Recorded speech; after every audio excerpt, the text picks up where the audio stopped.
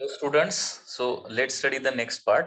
तर last time आपण एनर्जीचा part चालू केलेला होता, बरोबर आहे ना? एनर्जी म्हणजे काय असतं? Capacity to do work is called as energy. एनर्जीचे डिफरंट टाइप्स आहेत. तर पर्टिक्युलरली या टॉपिक मध्ये आपण कुठली एनर्जी बघणार आहे? Mechanical energy. एनर्जीचे डिफरंट टाइप कुठले आहेत? सोलर एनर्जी आहे, हीट एनर्जी आहे, केमिकल एनर्जी आहे, न्यूक्लिअर एनर्जी आहे, विंड एनर्जी आहे, वॉटर एनर्जी आहे. There are large number of types of energies. Okay. तर त्याच्यामधली पर्टिक्युलरली मेकॅनिकल एनर्जी जी आहे ते आपण वर्क एनर्जी पॉवर या टॉपिक मध्ये बघणार आहे. मेकॅनिकल एनर्जी म्हणजे काय? Energy possessed by the body on account of its motion and it's position of the configuration. Okay. बॉडीच्या मोशनमुळे किंवा त्याच्या कॉन्फिगरेशनमुळे किंवा त्याच्या पोझिशनमुळे पजेस झालेली जी एनर्जी आहे त्याला काय म्हणतो आपण? मेकॅनिकल एनर्जी असं म्हणतो. आणि मेकॅनिकल एनर्जी मध्ये दोन टाइप आहेत. First is the kinetic energy and second is the potential energy. तर सुरुवातीला कायनेटिक एनर्जी आपण स्टडी करत होतो आणि कायनेटिक एनर्जीचा बेसिक फॉर्म्युला आहे that is half M into V square. म्हणजे तुमच्याकडे मासची व्हॅल्यू असेल आणि व्हेलॉसिटीची म्हणजे स्पीडची व्हॅल्यू असेल तर कायनेटिक एनर्जी काय येणार आहे? हाफ एम व्ही स्क्वेअर येणार आहे. ठीक आहे. किंवा kinetic energy half M into v bar dot v bar, म्हणजे व्हेलॉसिटी वेक्टर फॉर्म मध्ये दिलेलं असेल तर v bar dot v bar या पद्धतीने देखील आपण लिहू शकतो. कायनेटिक एनर्जी ही नेहमी पॉझिटिव्हच असते, कधीही निगेटिव्ह नसते, कारण मास नेहमी पॉझिटिव्ह असणार आहे and V square is also always positive. So kinetic energy नेहमी पॉझिटिव्हच असते, कायनेटिक एनर्जी कधीही निगेटिव्ह नसते. ओके. आता कायनेटिक एनर्जीशी रिलेटेड काही सिंपल प्रॉब्लेम्स आपण बघूया इनिशियली थोडेसे. So this is one problem. When a man increases his speed by 2 meter per second, he finds that its kinetic energy is doubled. Find the original speed of the man. बघा, man increases his speed by 2 metre per second. म्हणजे initial speed आपण v1 म्हणूया and v1 is equal to suppose v असेल तर new speed v2 होणार आहे and v2 is equal to काय असणार आहे? v प्लस 2 येणार आहे. कारण स्पीड इज इन्क्रीज्ड बाय 2 आणि त्यावेळी कायनेटिक एनर्जी काय होते? Kinetic energy is doubled. म्हणजे इनिशियल कायनेटिक एनर्जीला आपण के सिम्बॉल यूज करूया थोड्या वेळासाठी. ओके. तर k2 इज इक्वल टू काय येणार आहे? 2 टाइम्स k1. हे असं आपल्याला रिलेशन दिलेलं आहे. तर ओरिजिनल स्पीड आपल्याला फाइंड आउट करायला सांगितलंय.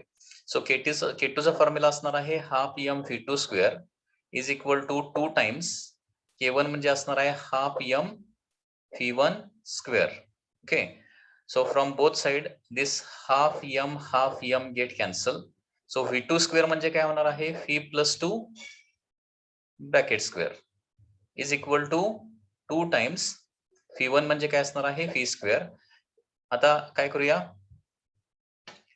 दोन्ही साइडचं स्क्वेअर रूट काढूया. स्क्वेअर रूट काढल्यानंतर काय होणार आहे? v plus 2 is equal to root 2 times काय होणार आहे? v होणार आहे. ओके. आता फीच्या टर्म एका साइडला जर आपण घेतल्या तर फी हे फी जे आहे LHS चं RHS ला नेलं तर काय होणार आहे?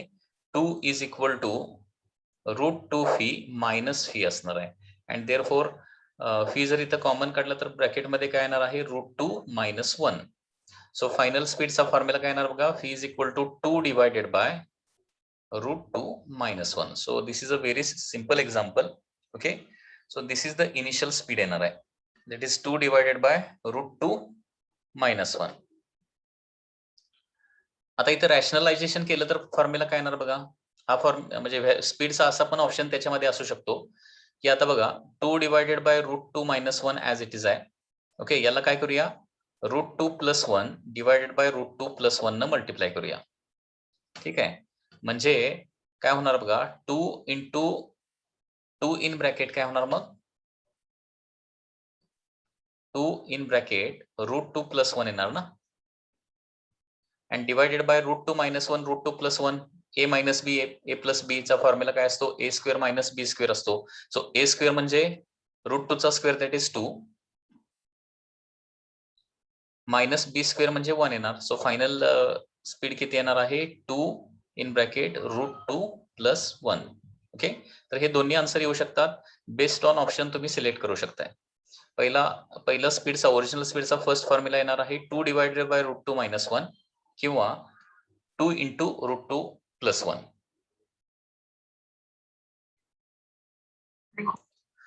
One more question related to kinetic energy. In a ballistic demonstration, a police officer fires a bullet of mass 50 gram with the speed of 200 meter per second in a soft plywood of thickness 2 centimeter. The bullet emerges with only 10% of the initial kinetic energy. What is the emergent speed of the bullet? Okay, म्हणजे याच्यामध्ये बघा, police officer काय करतोय, एक bullet fire करतोय. त्या बुलेटचा मास आहे 50 gram. Okay, that is 50 into 10 raised to minus 3 kilogram. Okay, with the speed of 200 meter per second. 200 meter per second on a soft plywood of thickness is given as 2 centimeter. The bullet emerges with only 10% of the initial kinetic energy. म्हणजे final kinetic energy जी दिलेली आहे, kinetic energy final is 10% of initial kinetic energy असं म्हटलंय. तर immersion speed म्हणजे final speed काढायचं आहे. म्हणजे फॉर एक्झाम्पल हे जे स्पीड आहे त्याला फी 1 म्हणूया आणि किंवा फी इनिशियल म्हणूया आणि फायनल स्पीड आपल्याला फाइंड आउट करायचं आहे. ओके, तर याच्यामध्ये बघा, आता ही कन्सेप्ट पुन्हा एकदा इथे यूज करूया. Kinetic energy final is 10% of the initial kinetic energy. So kinetic energy final म्हणजे काय येणार आहे, half mass into final velocity square is equal to 10% म्हणजे काय असतं, 10/100 असतं. 10% ऑफ इनिशियल कायनेटिक एनर्जी म्हणजे half m into initial velocity square. So here half m get cancel. So final velocity square, okay, final velocity square is equal to 0.1, okay, 100/10 that is equal to 0.1 into phi. Initial velocity किती आहे, 200 आहे ना, 200 चा square किती होणार आहे, 200 into 200. okay, so therefore final velocity is equal to 200 into 20 म्हणजे 4000 येणार आहे. 4000 फायनल वेलॉसिटी स्क्वेअर येणार आहे. So final velocity is equal to under root 4000. So this final velocity is coming to be 4000 चा स्क्वेअर रूट काय येणार आहे, 63.2 metre per second. 63.2 meter per second is the answer. Okay, once again a very easy problem. One more problem related to kinetic energy. A body of mass 0.8 kg has initial velocity 3i minus 4j and final velocity minus 6j plus 2k meter per second. Find the change in kinetic energy. Okay, so mass and initial velocity dile. Mass is given as 0.8 kg. Initial velocity, for example, phi I is given as 3i minus 4j, okay, meter per second, and final velocity is given as minus 6j cap plus 2k cap meter per second. Change in kinetic energy calculate करायचं आहे. तर change in kinetic energy म्हणजे काय येणार आहे, delta K. Delta K change in kinetic energy is nothing but final kinetic energy minus initial kinetic energy. Final kinetic energy म्हणजे काय येणार आहे, half m pf bar dot pf बार, बरोबर आहे ना. कारण कायनेटिक एनर्जी काढायचं म्हणजे व्हेलॉसिटी वेक्टर फॉर्म मध्ये असेल तर कायनेटिक एनर्जी काढण्यासाठी half m phi bar dot phi बार करायचं.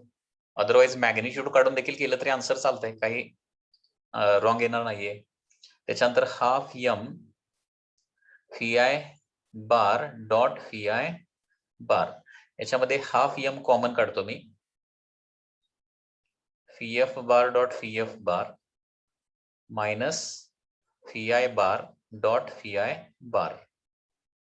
Okay, so half into mass आहे 0.8 in bracket. Okay, pf bar dot pf bar म्हणजे काय येणार आहे, एखाद्या वेक्टरचं त्याच्या बरोबरच डॉट प्रोडक्ट. सो -6 इंटू -6 म्हणजे किती होणार, 36 प्लस 2 इंटू 2 किती येणार आहे, 4. Okay, so this is the final kinetic energy minus initial kinetic energy म्हणजे 3 into 3 that is equal to 9 plus -4 into -4 म्हणजे किती होणार आहे, दॅट इज 16. लक्षात आलं का. अदरवाइज असं पण करू शकता, याची मॅग्निट्यूड काढायची, मॅग्निट्यूड, आणि ती फॉर्म्युल्यामध्ये घेतलं तरी पण चालणार आहे.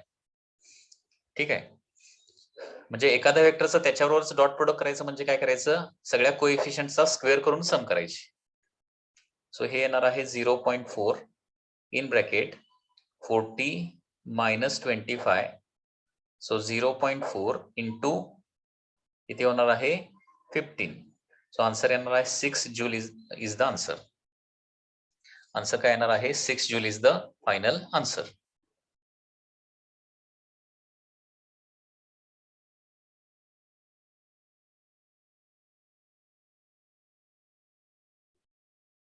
Six joule is the final answer.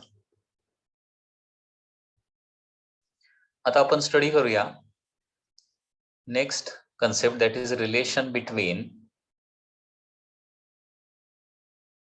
linear momentum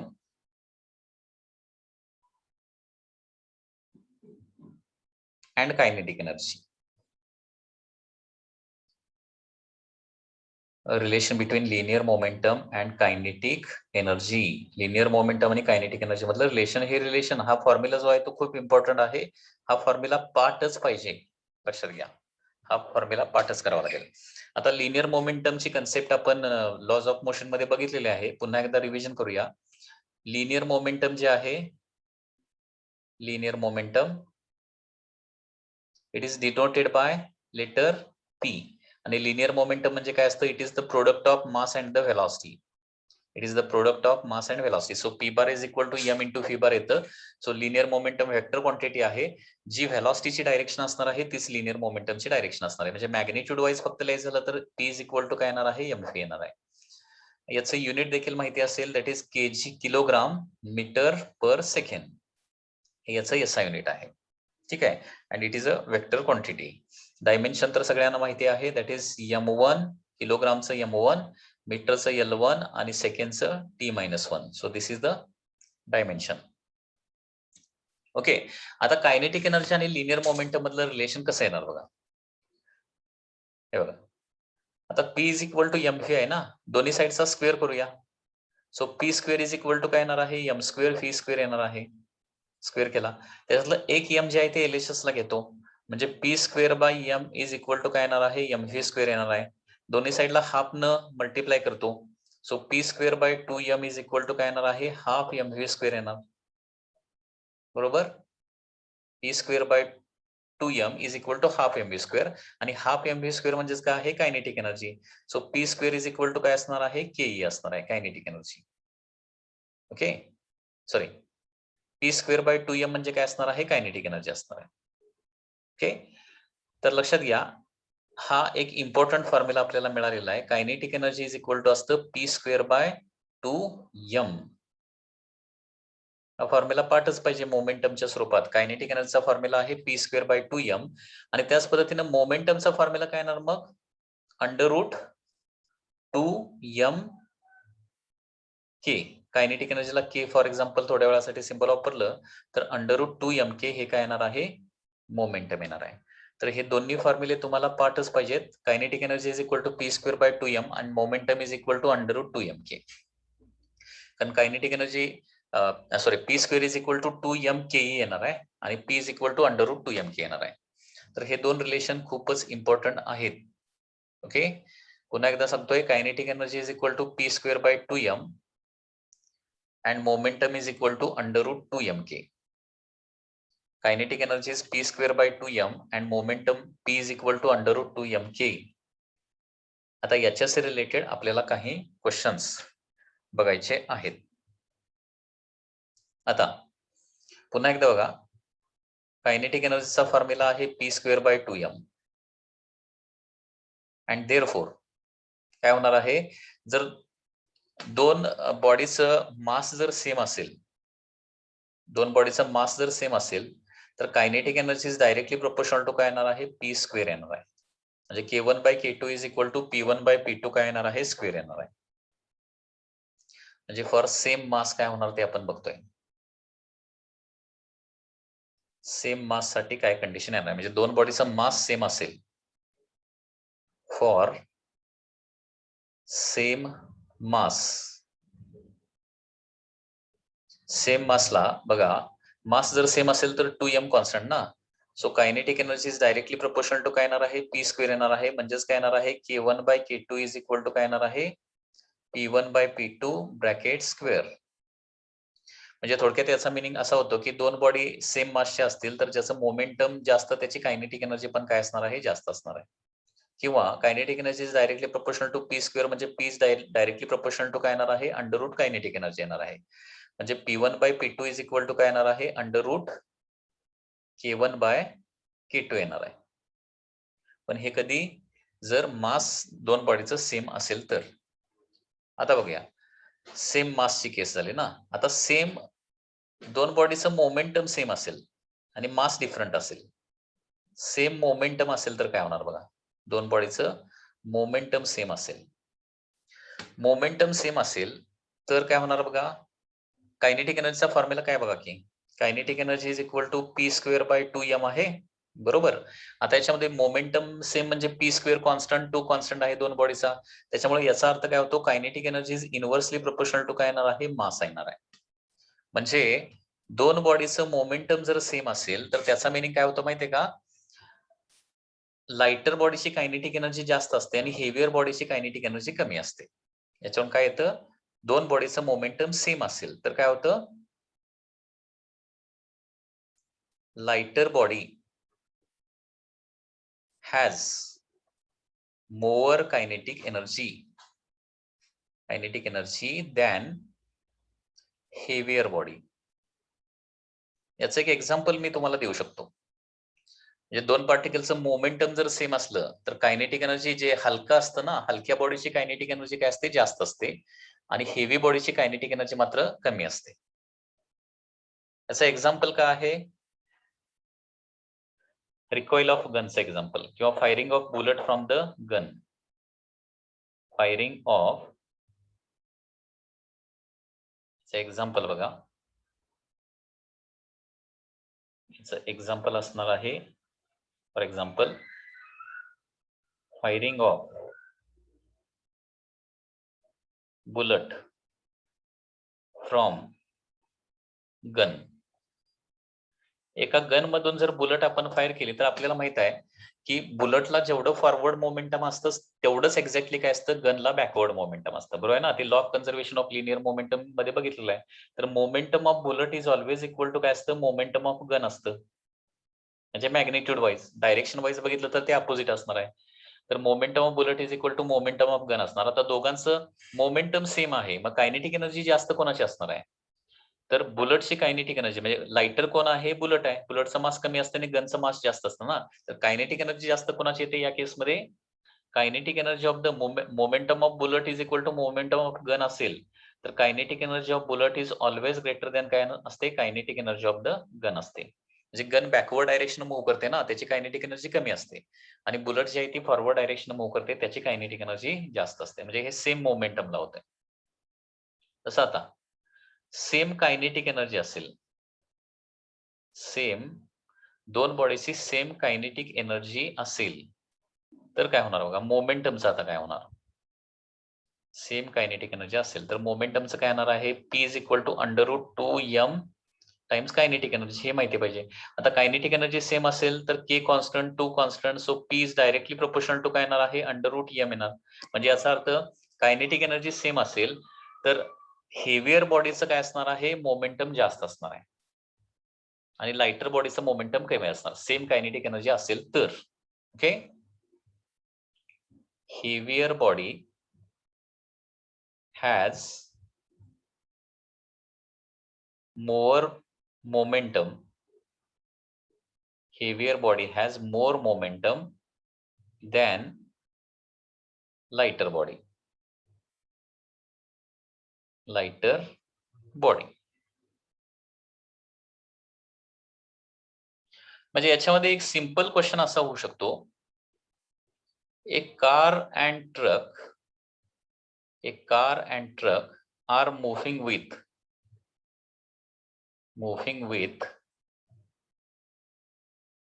same kinetic energy. बघा, कार आणि ट्रक सेम कायनेटिक एनर्जीनं निघालेत, ठीक आहे. तर मोमेंटम जास्त कोणाचं असणार आहे, सेम कायनेटिक एनर्जीनं निघाले तर देन मोमेंटमचं रिलेशन काय येणार आहे, देन मोमेंटम इज लक्षात येत आहे? तर मोमेंटम काढायचं आहे म्हणजे मोमेंटमचा फॉर्म्युला घ्यायला पाहिजे √2mk, बरोबर.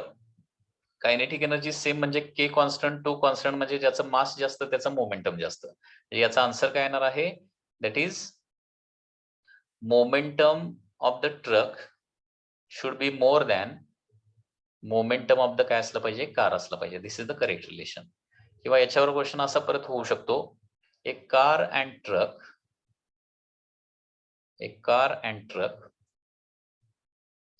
are moving with same momentum.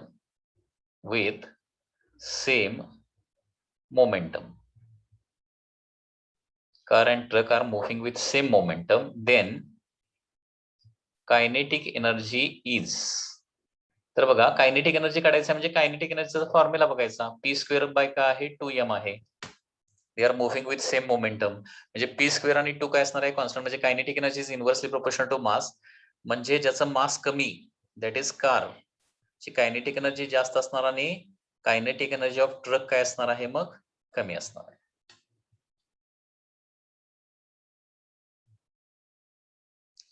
आता इथे मी 2 स्टेटमेंट लिहिणार आहे. ओके. आणि या स्टेटमेंट मधलं करेक्ट कुठलं आणि फॉल्स कुठलं हे तुम्हाला आयडेंटिफाय करता आलं पाहिजे. पहिलं आहे that is a body can have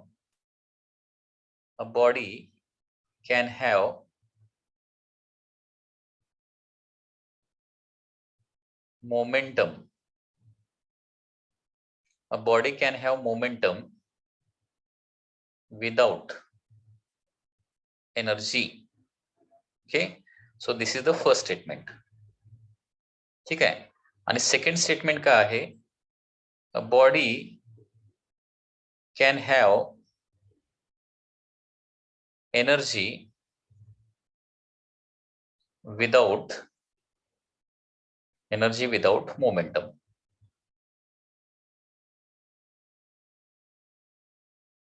okay.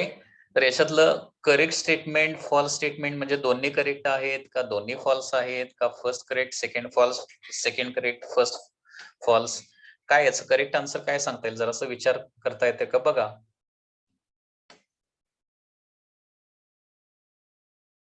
बघा, a body can have momentum without energy, this is impossible thing. बॉडीला जर एनर्जीच नसेल मग ती कुठल्याही टाईपची असेल, कायनेटिक एनर्जी, पोटेन्शियल एनर्जी आणि कुठली एनर्जी, बॉडीला एनर्जी जर नसेल तर मोमेंटम येणार कुठून? जे बॉडीला मोमेंटम म्हणजे एनर्जी नसताना मोमेंटम असूच शकत नाही. Okay, so this is a false statement. लक्षात घ्या. Okay, body can have energy without momentum. आता बॉडीला मोमेंटम नसलं तर एनर्जी मात्र असू शकते. कसं काय? तर मोमेंटम नसेल, मोमेंटम नाही म्हणजे व्हेलॉसिटी नाहीये, व्हेलॉसिटी नाही म्हणजे कायनेटिक एनर्जी नाहीये, परंतु पोटेन्शियल एनर्जी तर बॉडीला असू शकते ना. पोटेन्शियल एनर्जी, त्याला काय व्हेलॉसिटीची गरज नाहीये. लक्षात घ्या. फक्त एनर्जी हा वर्ड वापरलाय, कायनेटिक एनर्जी असं म्हटलेलं नाही. लक्षात घ्या. इथं असा वर्ड असता, body can have kinetic energy without momentum, असं जर म्हटलं असतं तर हे पण फॉल्स झालं असतं. तर body can have energy without momentum म्हणजे बॉडीला पोटेन्शियल एनर्जी असू शकते. बॉडी रेस्ट मध्ये आहे, पोटेन्शियल एनर्जी आहे, परंतु मोमेंटम मात्र नाहीये. कारण बॉडी रेस्ट मध्ये असेल तर मोमेंटम असतं का? नाही. तर बॉडी रेस्ट मध्ये आहे, परंतु त्याला पोटेन्शियल एनर्जी आहे.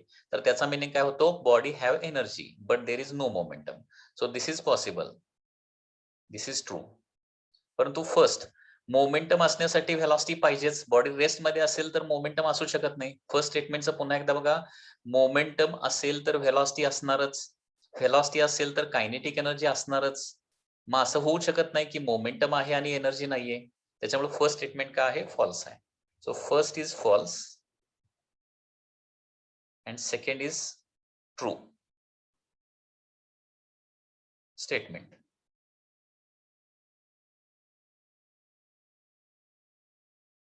पुन्हा एकदा रिपीट करतो काही स्टुडंट साठी. हे बघा, बॉडी कॅन हॅव मोमेंटम, बॉडीला मोमेंटम आहे. मोमेंटम कधी असतं? व्हेलॉसिटी असली तरच.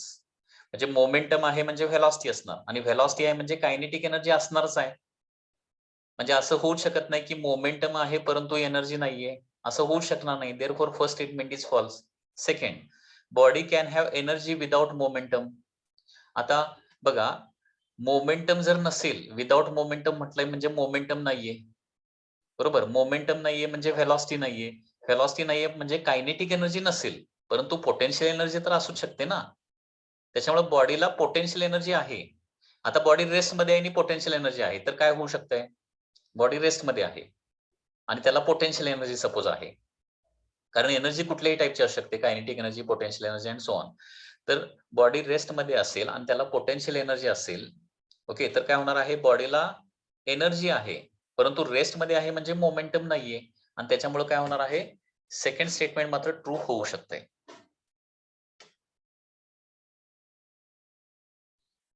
एक एक्झाम्पल बघा, two bodies A and B having masses in ratio 3:1 possess same kinetic energy. Obtain ratio of linear momentum of B to the A. बघा, masses in ratio m1 by m2 किती दिलेला आहे? 3/1 दिलाय. Kinetic energy K1 is equal to K2 म्हटलेला आहे. Kinetic energy same आहे. मोमेंटमचा ratio काढायचा आहे. जे विचारलेला आहे त्याचा फॉर्म्युला लगेच तुम्हाला आठवला पाहिजे. मोमेंटमचा फॉर्म्युला काय? √2m kinetic energy. ठीक आहे. तर मोमेंटमचा रेशो म्हणजे P1 बाय P2 करणार आहे. आता याच्यामध्ये P1 बाय P2 करत असताना जे कॉन्स्टंट आहे ते सगळं काढून टाकणार. 2 काढून टाकणार. 2 इज अ कॉन्स्टंट आणि कायनेटिक एनर्जी दोघांची सेम आहे. त्याच्यामुळे काय येणार आहे? अंडर रूट काय येणार आहे? m1 बाय m2 येणार. Okay, so answer is under root काय येणार आहे? मासेसचा रेशो 3:1 दिलाय ना, so under root 3/1. So this is the answer. √3:1 that will be the answer.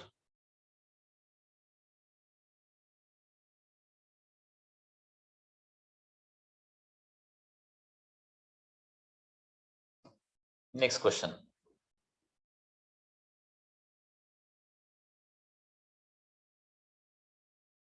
याच्यामध्ये असं पण क्वेश्चन होऊ शकते. One more simple question. Two bodies have a ratio of masses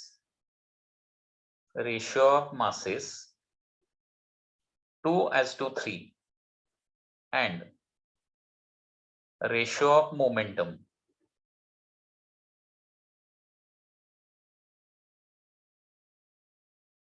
1:3. Okay, दोन बॉडीचा मासेसचा रेशो दिलाय 2:3 आणि मोमेंटमचा रेशो आहे 1:3. Then ratio of kinetic energy काय येणार आहे?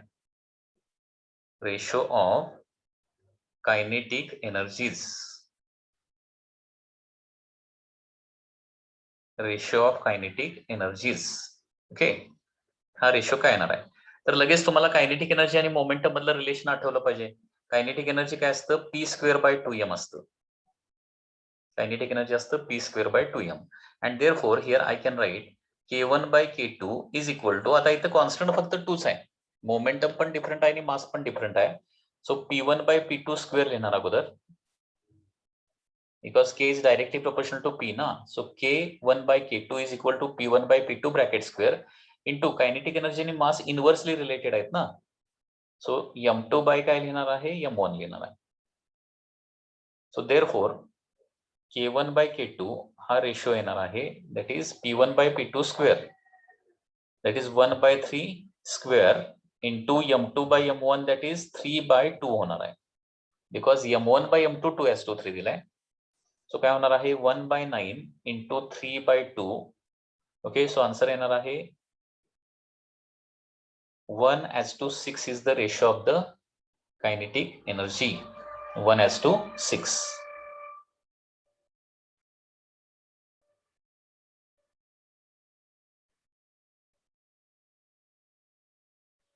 हा, इथं आणखी एक गोष्ट, लास्ट एक्झाम्पल हे जे 6.25 आहे याच्यामध्ये ratio of linear momentum of B to A असं विचारलंय. त्याच्यामुळे P2/P1 परत आपल्याला काढावं लागेल. हे P1/P2 काढलंय आपण. ओके, सो P2/P1 येणार आहे √3/1 चं 1/√3 होणार, उलट होणार. ठीक आहे. Kinetic energy of particle is increased by 300%, then percentage increase in momentum is. बघा, अगोदर गिवन इन्फॉर्मेशन व्यवस्थित लिहा. Kinetic energy of particle is increased by 300%. आता नेहमी लक्षात ठेवा की पर्सेंटेज चेंज जर काढायचा असेल तर काय करायचं, नेहमी final value divided by initial value असा रेशो लिहायचा असतो. ओके, बघा K2 बाय K1 लिहितो मी. गिवन इन्फॉर्मेशन अगोदर तुम्हाला लिहिता आली पाहिजे. K2 bye K1. ठीक आहे, म्हणजे कायनेटिक एनर्जी इन्क्रीज्ड बाय हा वर्ड इथं इम्पॉर्टंट आहे. बाय 300%. म्हणजे इनिशियल जर 100 असेल, K1 इनिशियल असेल, K1 100 असेल, तर फायनल किती होणार रे? फायनल किती होणार? 400 होणार. आणि इथे इन्क्रीज्ड टू 300% असं म्हटलं असेल. टू फक्त वर्ड असता तर काय झालं असतं, तर इनिशियल 100 असतं तर फायनल 300 झालं असतं. ते लक्षात ठेवा, वर्ड तिथं बघायचं व्यवस्थित. इन्क्रीज्ड टू का इन्क्रीज्ड बाय? इन्क्रीज्ड बाय म्हणजे या पद्धतीने होणार आहे. ओके, तर हा रेशो जो आहे तो 4/1 ऍज इट इज लिहितो. आता पर्सेंटेज इन्क्रीज इन मोमेंटम विचारलंय, मग मोमेंटमचा जे विचारलंय त्याचा फॉर्म्युला लिहा ना. P is equal to formula काय असतो, √2mk. म्हणून हा फॉर्म्युला खूप इम्पॉर्टंट आहे बघा, पाठ करा हे दोन फॉर्म्युले. P is equal to √2mk. P is equal to √2mk. Kinetic energy of a particle असं म्हटलंय, म्हणजे त्याच पार्टिकलची कायनेटिक एनर्जी वाढवली आहे, म्हणजे त्या पार्टिकलचं मास इथं नाही चेंज होणार, म्हणजे 2 आणि m हे कॉन्स्टंट आहेत. आता रेशो लिहायचा पुन्हा एकदा, आणि रेशो लिहिताना P1/P2 लिहायचं नाही. हे एक व्यवस्थित लक्षात ठेवा. पर्सेंटेज इन्क्रीज काढायचं असताना नेहमी ही ट्रिक लक्षात ठेवा. P1/P2 लिहायचं नाही रेशोमध्ये, P2/P1 लिहायचं. तर P2/P1 इज इक्वल टू काय येणार, √2 आणि m कॉन्स्टंट आहेत, फक्त काय लिहिणार मी, K2/K1 लिहिणार. K2/K1 म्हणजे काय येणार आहे बघा, 4/1 येणार. 4/1 म्हणजे काय येणार आहे, स्क्वेअर रूट काढल्यावर 2/1. आता याला फक्त काय करायचं, P2/P1 लिहिल्यानंतर डिनॉमिनेटर जो आहे ना तो 100 करायचा. डिनॉमिनेटर 1 चा 100 करायचा असेल तर न्यूमरेटर डिनॉमिनेटरला 100 ला मल्टिप्लाय करावं लागेल. 2/1 म्हणजे 200/100 ना. म्हणजे याचा मिनिंग काय झाला, की इनिशियल मोमेंटम 100% असेल तर फायनल मोमेंटम 200% होणार. बघा, पर्सेंटेज इन्क्रीजचे क्वेश्चन खूप इझी आहेत सॉल्व्ह करायला. फक्त P2/P1 लिहायचं आहे. ठीक आहे, तर इनिशियल मोमेंटम जर 100% असेल ना, तर न्यू मोमेंटम 200% होणार, म्हणजे कितीने इन्क्रीज होणार, कितीने इन्क्रीज होणार आहे. So that is momentum increases by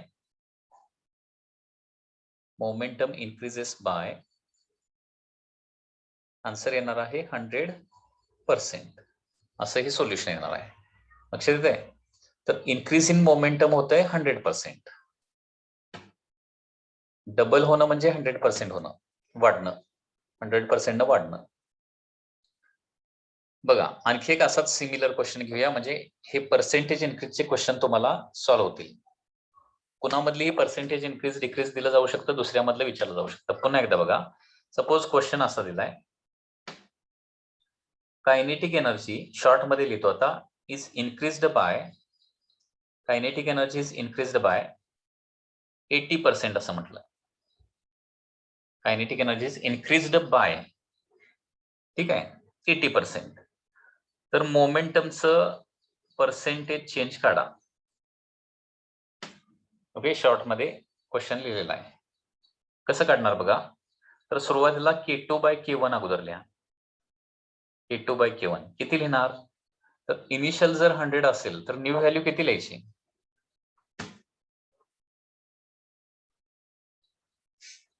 initial 100 लिहिलं तर न्यू व्हॅल्यू किती लिहिणार,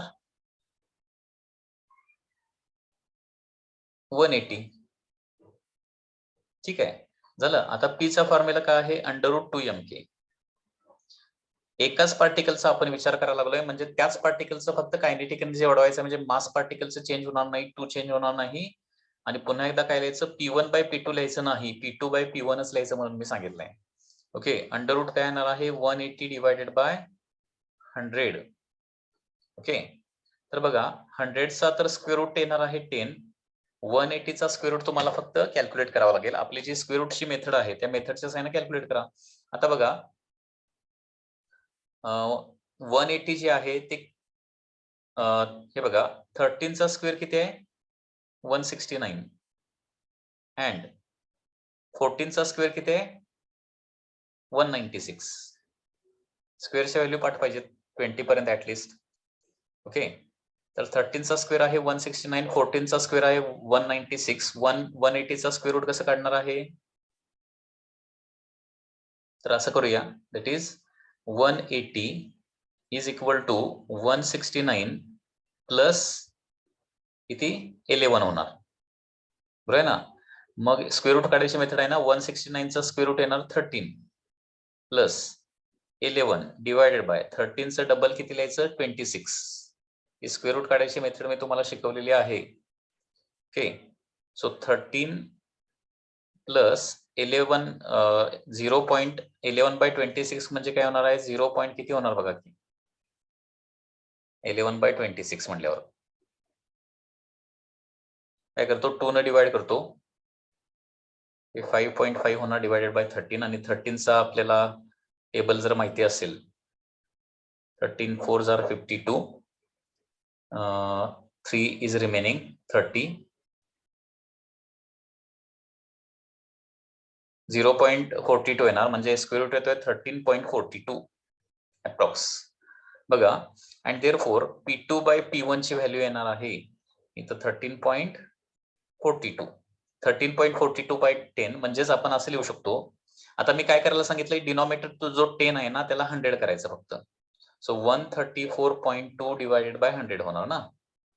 म्हणजे याचा मीनिंग काय झाला बघा, इनिशियल मोमेंटम 100% असेल तर फायनल मोमेंटम किती होणार आहे 134.2% होणार. म्हणजे momentum will increase by 34.2%. That is the answer.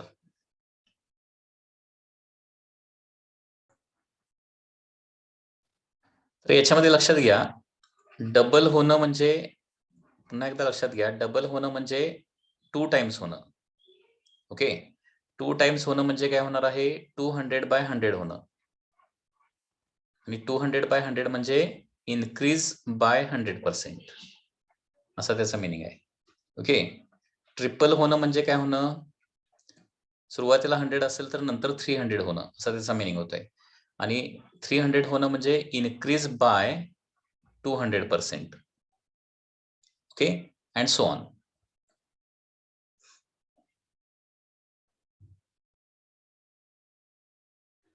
Suppose question is like this: if momentum of a body, if a momentum of a body is increased by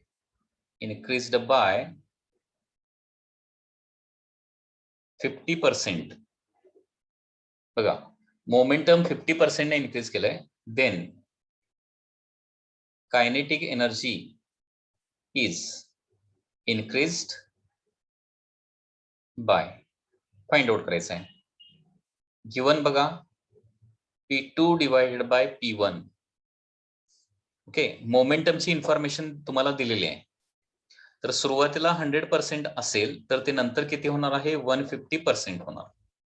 momentum is increased by 50%. Then आता kinetic energy काढायची म्हणजे kinetic एनर्जीचा formula काय असतो P² bye 2m.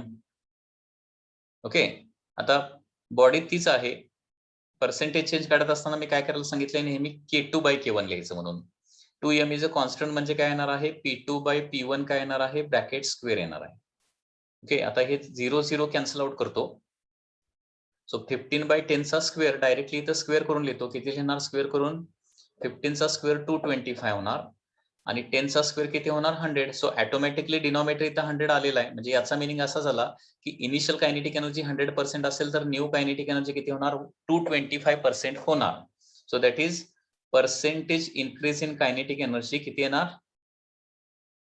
In kinetic energy is 125%. म्हणजे बघा momentum 50% न वाढवलं तर कायनेटिक एनर्जी 125% न वाढते.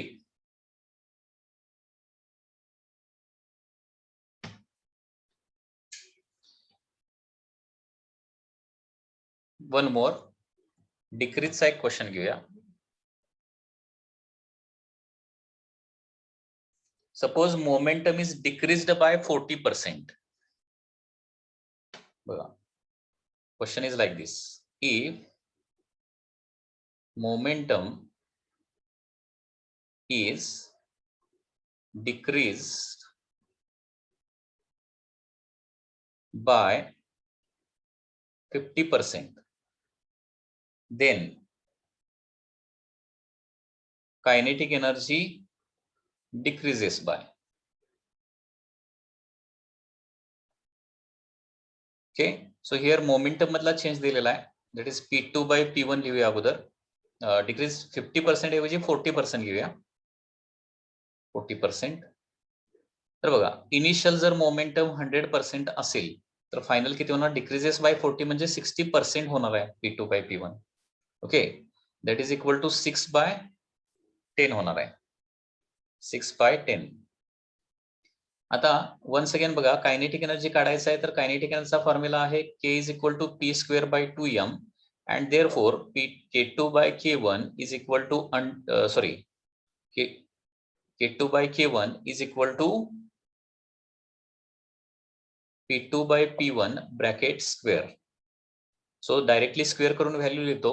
6 का स्क्वेअर होणार आहे 36, 10 चा स्क्वेअर होणार आहे 100. याचा मीनिंग काय झाला बघा, इनिशियल 100% असेल तर फायनली 36% होणार. म्हणजे याचा अर्थ काय होतो? कायनेटिक एनर्जी डिक्रीज होणार आहे. That is percentage decrease in kinetic energy. मग किती येणार आहे?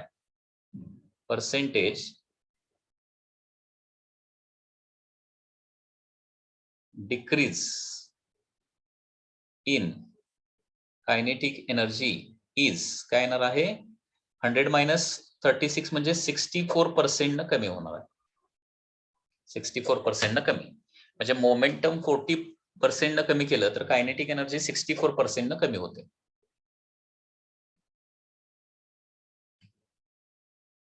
आता मोमेंटम आणि कायनेटिक एनर्जीशी रिलेटेड रिपीटेडली अनेक वेळा चार्जेसशी रिलेटेड क्वेश्चन असतात. चार्जेसशी रिलेटेड, ठीक आहे. तर लक्षात घ्या, सपोज क्वेश्चन असा आहे किंवा कन्सेप्ट अशी आहे, क्वेश्चन म्हणण्यापेक्षा कन्सेप्ट अशी आहे की लक्षात घ्या, इफ ए चार्ज क्यू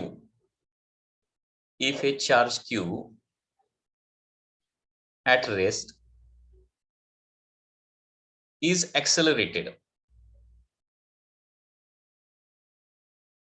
म्हणजे एक चार्ज क्यू आहे आणि तो ऍक्सेलरेट केलाय, ठीक आहे. Is accelerated through potential difference of phi volt. बरोबर, पोटेन्शियल डिफरन्स व्होल्ट मध्ये असतो. तर काय केलेलं, क्यू या चार्जला फी या पीडी मधून काय केलेलं आहे? ऍक्सेलरेट केलेलं आहे. बरोबर आहे ना. ऍक्सेलरेट कसं करतो आपण, पण त्याच्या अगोदर क्वेश्चन लिहूया. Then it's kinetic energy and momentum. दोघांचे फॉर्म्युले जे आहेत हे देखील एक स्टँडर्ड फॉर्म्युले आहेत. हे फॉर्म्युले पाठ केले तर बरं होईल. आता चार्ज कसा ऍक्सेलरेट होतोय बघूया. त्याच्यासाठी आपल्याला एक इलेक्ट्रिक फील्ड लागणार आहे. इलेक्ट्रिक फील्ड साठी काय करतो आपण, अशा प्रकारे दोन प्लेट्स घेतो. बरोबर आहे ना. एक असणार आहे पॉझिटिव्हली चार्ज प्लेट, म्हणजे बॅटरीच्या पॉझिटिव्ह टर्मिनलला एक प्लेट जोडायची आणि दुसरी प्लेट कुठं जोडायची? बॅटरीच्या निगेटिव्ह टर्मिनलला जोडायची. इलेक्ट्रोस्टॅटिक्स मध्ये आहे. तर या दोन प्लेट्सच्या मध्ये काहीतरी पोटेन्शियल डिफरन्स क्रिएट होणार आहे. जो बॅटरीचा पोटेन्शियल डिफरन्स असणार आहे तेवढा पोटेन्शियल डिफरन्स या दोन बॅटरीच्या मध्ये राहणार आहे. आणि सपोज इथे क्यू हा चार्ज जर ठेवला तर क्यू या चार्जवर काय होणार आहे? इलेक्ट्रिक फोर्स क्रिएट होणार आहे. ओके, इथं दोन प्लेट्सच्या मध्ये इलेक्ट्रिक फील्ड असणार आहे. From positive plate to the negative plate हे इलेक्ट्रिक फील्ड असणार आहे. आणि इलेक्ट्रिक फील्डमुळे क्यू या चार्जवर फोर्स क्रिएट होणार आहे. आणि या फोर्समुळे काय होणार, हा सुरुवातीला रेस्ट असेल तर काय होणार, फोर्समुळे ऍक्सेलरेशन क्रिएट होणार आणि त्याची वेलॉसिटी वाढत जाणार आहे. ठीक आहे. तर इथं आपल्याला फॉर्म्युला काढायचा आहे कायनेटिक एनर्जीचा फॉर्म्युला आणि मोमेंटमचा फॉर्म्युला. म्हणजे तो जो चार्ज आहे ऍक्सेलरेट झाल्यानंतर त्याला किती कायनेटिक एनर्जी मिळणार, किती मोमेंटम मिळणार, हा याचा फॉर्म्युला आपल्याला फाइंड आउट करायचा आहे. तर बघा, इलेक्ट्रोस्टॅटिक्स मध्ये एक फॉर्म्युला आहे, that is potential difference. Potential difference is the work done per unit charge असतं. पोटेन्शियल डिफरन्स म्हणजे काय असतं? Work done per unit charge. And therefore इथं वर्क डन म्हणजे लिहिणार आहे आपण पोटेन्शियल डिफरन्स इंटू चार्ज लिहिणार. ओके, आता इथं जेवढं वर्क डन होतं ना तेवढीच एक्झॅक्टली कायनेटिक एनर्जी त्या चार्ज मध्ये क्रिएट होते. Okay, so work done is always equal to काय असणार आहे? Change in kinetic energy. तो वर्क एनर्जी थेरम पण ऍक्च्युअली आहे. ओके, स्टार्टिंग फ्रॉम रेस्ट असल्यामुळे इथं काय होणार आहे? Work done is equal to kinetic energy येणार आहे. And therefore kinetic energy of that charge पार्टिकलचा फॉर्म्युला येणार आहे पोटेन्शियल डिफरन्स ज्याला आपण फी नट व्ही नट करतो इंटू क्यू. तर हा एक इम्पॉर्टंट फॉर्म्युला आहे. म्हणजे क्यू हा चार्ज जो सुरुवातीला रेस्ट मध्ये आहे, ही महत्वाची कंडिशन आहे त्याच्यामध्ये. चार्ज सुरुवातीला रेस्ट मध्ये आहे आणि तो फी या पीडी मधून ऍक्सेलरेट केला तर त्याला किती कायनेटिक एनर्जी मिळते? फी क्यू एवढी कायनेटिक एनर्जी मिळते. हा फॉर्म्युला इम्पॉर्टंट आहे, पाठ करा. क्यू हा चार्ज फी या पीडी मधून ऍक्सेलरेट केला तर त्याला किती कायनेटिक एनर्जी मिळते? फी क्यू कायनेटिक एनर्जी मिळते. आता कायनेटिक एनर्जी मिळाली तर मोमेंटम इझिली काढता येईल. सो देअरफॉर मोमेंटमचा फॉर्म्युला काय असतो? कायनेटिक एनर्जीच्या स्वरूपात आताच आपण बघितला की मोमेंटम म्हणजे असतं under root of 2m times kinetic energy. So this is the formula for the momentum 2mk. त्याच्यामुळे मोमेंटम येणार आहे under root 2m. Kinetic energy म्हणजे काय आहे? फी क्यू आहे. 2m क्यू फी किंवा 2m फी क्यू हा मोमेंटमचा फॉर्म्युला असणार आहे. तर हे दोन फॉर्म्युले इम्पॉर्टंट आहेत आणि याच्यावर क्वेश्चन कसे असतात ते मी तुम्हाला सांगणार आहे आता. तर लक्षात घ्या, पुन्हा एकदा सांगतोय, ही एक महत्वाची कन्सेप्ट आहे. क्यू या चार्जला फी या पीडी मधून ऍक्सेलरेट केलं तर त्याला कायनेटिक एनर्जी मिळते फी क्यू आणि मोमेंटम मिळणार आहे under root 2m Q V. Okay, हे लक्षात घ्या. आता बघा, सपोज आता याच्यासाठी जे चार्जड पार्टिकल्स आहेत सगळे, जे मॉडर्न फिजिक्स मध्ये तुम्ही स्टडी केलेले आहे, त्यांचं मास, त्यांचं चार्ज, या गोष्टी तुम्हाला माहिती असणं आवश्यक आहे. ओके, तर इथं चार्ज आणि मास जे आहे ते कंपॅरेटिव्ह टर्म मध्ये आपण लिहूया. आता कुठल्या चार्ज पार्टिकलवर मोस्टली आपल्याला क्वेश्चन्स असतात? तर पहिली गोष्ट म्हणजे सगळ्यांना माहित आहे प्रोटॉन, माहित आहे प्रोटॉन पी. त्याच्यानंतर असतो ड्यूटेरॉन, त्याच्यानंतर असतो ट्रिटॉन, बरोबर आहे ना? प्रोटॉन, ड्यूटेरॉन, ट्रिटॉन, त्याच्यानंतर असतो अल्फा पार्टिकल. ठीक आहे. आता एक कंपॅरेटिव्ह सांगायचंय, कंपॅरेटिव्ह.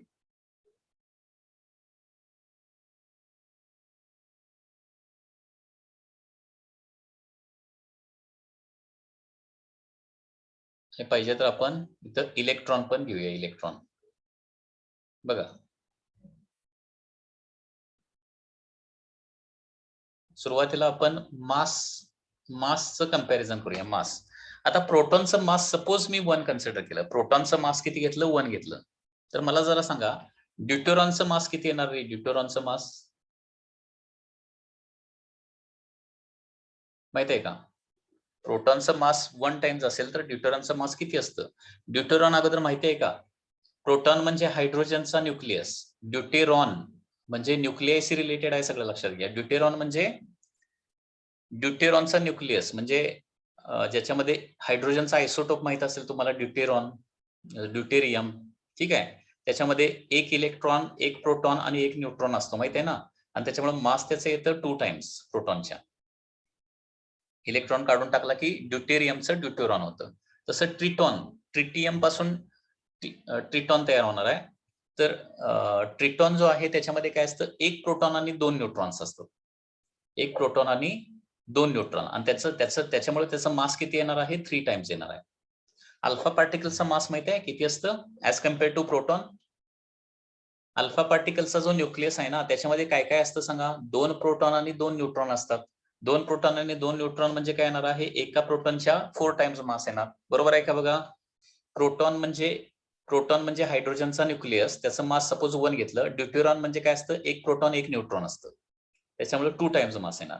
ट्रिटॉन मध्ये एक प्रोटॉन आणि 2 न्यूट्रॉन्स असतात, त्याच्यामुळे त्याचं मास 3 टाइम्स येणार आहे. आणि अल्फा पार्टिकल मध्ये 2 प्रोटॉन, 2 न्यूट्रॉन असतात, त्याच्यामुळे त्याचं मास 4 टाइम्स असणार. हे अगोदर लक्षात घ्या. ओके, आणि अल्फा पार्टिकल म्हणजे हेलियमचा न्यूक्लियस, बरोबर आहे ना? आणि अल्फा पार्टिकलच्या न्यूक्लियस मध्ये काय असतात? 2 प्रोटॉन, 2 न्यूट्रॉन असतात. आणि इलेक्ट्रॉनचं मास किती असतं रे ऍज कम्पेअर टू प्रोटॉन? इलेक्ट्रॉनचं कमी असतं ना, खूप कमी असतं. किती असतं? किती टाइम्स? 1/1836 किंवा 37.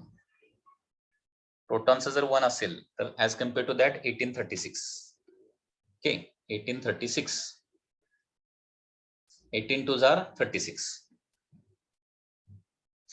ठीक आहे. आता चार्जचे रिलेटेड बघूया. चार्ज, प्रोटॉनवरचा चार्ज जर 1 असेल तर ड्यूटेरॉनवर चार्ज किती असतो रे? म्हणजे आपण किती टाइम्स असतो हे बघायला लागलोय. प्रोटॉनचा चार्ज फक्त ई असतो माहिती आहे ना, प्लस ई एवढा चार्ज असतो प्रोटॉनचा. तर ड्यूटेरॉनचा चार्ज किती असतो रे? तेवढाच असतो, प्लस ई एवढाच असतो, म्हणजे प्रोटॉन एवढाच. ट्रिटॉनचा चार्ज किती असतो रे? ट्रिटॉन त्याचा पण तेवढाच असतो, 1 असतो, प्लस ई एवढा. अल्फा पार्टिकलवर चार्ज किती असतो? अल्फा पार्टिकलवर चार्ज किती असतो? दॅट इज प्रोटॉनच्या डबल असतो, दॅट इज प्लस 2e असतो. आणि इलेक्ट्रॉनवर चार्ज असतो -1 टाइम्स, दॅट इज -e असतो. ओके, तर हे मास आणि चार्ज या सगळ्या पार्टिकलचे मासेस आणि चार्जेस हे तुम्हाला माहिती असणं आवश्यक आहे. पाहिजे तर पॉझिट्रॉन पण इथे लिहितो. पॉझिट्रॉन म्हणजे बीटा प्लस पार्टिकल, बरोबर आहे ना. याचं मास देखील प्रोटॉनच्या किती असणार आहे? 1/1836 टाइम्स असणार आहे आणि त्याचा चार्ज असतो 1 टाइम्स. प्रोटॉन एवढाच चार्ज असतो, दॅट इज प्लस ई एवढा, दॅट इज पॉझिट्रॉन. ठीक आहे. आता हा टेबल अगोदर व्यवस्थित माहिती असेल तर मी आता एक क्वेश्चन विचारतोय बघा. क्वेश्चन काय बघा. Proton and alpha particle, question is like this. Proton and alpha particle are accelerated through same PD, same potential difference. Proton आणि alpha particle same potential difference मधून ऍक्सेलरेट केले. Then ratio of their first kinetic energy and second momentum, याचा ratio काढायला सांगितलाय. खूप easy आहे बघा. अगोदर फॉर्म्युला पाठ पाहिजे पीडीच्या स्वरूपात. कायनेटिक एनर्जीचा फॉर्म्युला काय आहे? क्यूव्ही असा आहे, व्ही क्यू किंवा क्यूव्ही. आता याच्यामध्ये व्ही म्हणजे व्हेलॉसिटी नव्हे, पीडी आहे, लक्षात घ्या. पोटेन्शियल डिफरन्स आहे. पोटेन्शियल डिफरन्स सेम ना, पोटेन्शियल डिफरन्स सेम म्हटलंय. त्याच्यामुळे kinetic energy of proton to kinetic energy of alpha particle is equal to काय येणार आहे? Charge of proton divided by charge of alpha particle येणार. त्याच्यामुळे हा रेशो जो येणार आहे तो किती येणार आहे? 1:2 येणार आहे. कारण चार्जचा रेशो बघा, चार्ज प्रोटॉनचा 1 आहे आणि अल्फा पार्टिकलचा 2 आहे. So this is the answer. So kinetic energy of proton by kinetic energy of alpha particle याचा रेशो 1:2 येणार आहे. असे क्वेश्चन असतात. परत मोमेंटमचा रेशो काढायचा आहे. मोमेंटमचा फॉर्म्युला पीडीच्या स्वरूपात, हा फॉर्म्युला चार्जचा माहिती पाहिजे. अंडर काय आहे? 2mq-v. ओके, आता पुन्हा एकदा सेम पीडी मधून ऍक्सेलरेट केलेत. पीडी कॉन्स्टंट, 2 कॉन्स्टंट, म्हणजे काय येणार आहे? Momentum of proton divided bye momentum of alpha particle. Ratio लिहायचा झाला तर स्क्वेअर रूट मध्ये लिहावा लागेल. आता मास of proton divided by mass of alpha particle, कारण मास डिफरंट आहे ना आणि चार्ज देखील डिफरंट आहे. Charge of proton divided by charge of alpha particle. So under root mass of proton 1 घेतलं तर mass of alpha particle 4 times घ्यावं लागणार. आणि चार्ज ऑफ प्रोटॉन 1 घेतलं तर charge of alpha particle 2 times घ्यावा लागणार आहे. So momentum of proton to momentum of alpha particle हा रेशो येणार आहे 1/2√2. So that is the answer, 1/2√2.